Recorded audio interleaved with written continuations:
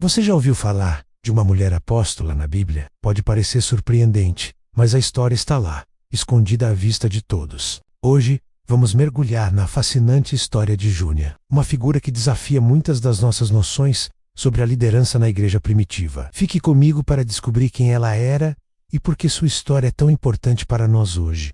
Em Romanos, capítulo 16, versículo 7, o apóstolo Paulo escreve uma saudação que tem gerado muito debate. Ele diz: "Saúdem Andrônico e Júnia, meus parentes e companheiros de prisão. Eles são notáveis entre os apóstolos e estavam em Cristo antes de mim." Prestem atenção nessa frase. Notáveis entre os apóstolos. Isso é um elogio e tanto, vindo de Paulo. Agora, a grande questão: Júnia era homem ou mulher? Por séculos, muitos acreditaram que o nome era Júnias, uma forma masculina. Mas a verdade é que a grande maioria dos manuscritos gregos antigos, os documentos mais próximos do original, usam o nome Júnia, um nome feminino comum na época. Além disso, grandes nomes da igreja primitiva, como João Crisóstomo, um dos mais respeitados teólogos do século IV, referiam-se a Júnia como mulher e a elogiavam por ser digna do título de apóstola. Ele chegou a escrever: "Quão grande é a devoção desta mulher, que ela foi considerada digna do título de apóstola." Fica claro que, para os primeiros cristãos, a identidade feminina de Júnia não era um problema.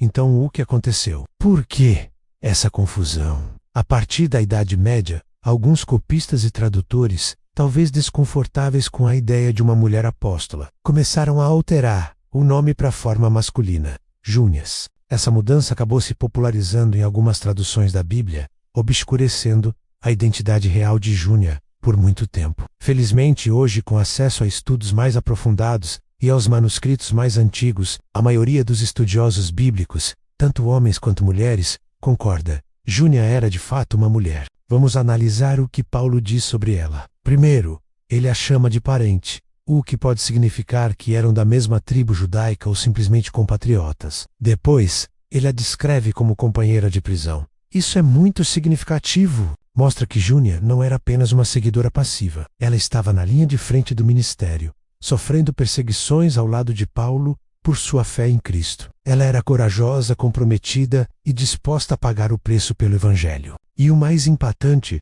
notáveis entre os apóstolos. Existem duas maneiras principais de interpretar isso. Uma é que eles eram bem conhecidos e respeitados pelos apóstolos. A outra, que é a interpretação mais natural da gramática grega e apoiada por muitos estudiosos, é que eles estavam incluídos no grupo dos apóstolos e eram proeminentes dentro desse grupo. O termo apóstolo no Novo Testamento não se limitava apenas aos 12 originais. Paulo se considerava um apóstolo, assim como Barnabé e outros que foram enviados para plantar igrejas e espalhar a mensagem de Jesus.